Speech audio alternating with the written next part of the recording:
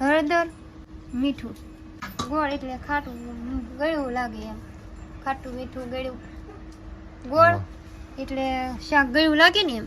આપણે હવાની મસ્ત સાય છે ગાયની ને સાય નામ દઈએ મિક્સરમાં સાઈશ બધું મિક્સિંગ થઈ ગયું છે અને આ સાઈડમાં મેક દઈને વઘાર નાખીએ હવે.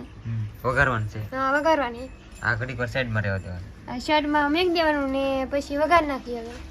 તો એટલી વસ્તુ છે વઘારવામાં આપણે. એટલે ચૂલો જગવી નાખ્યો છે ને એટલી વસ્તુ વઘારમાં છે ને અહીંયા જો તેલની હાલે છે તૈયારી.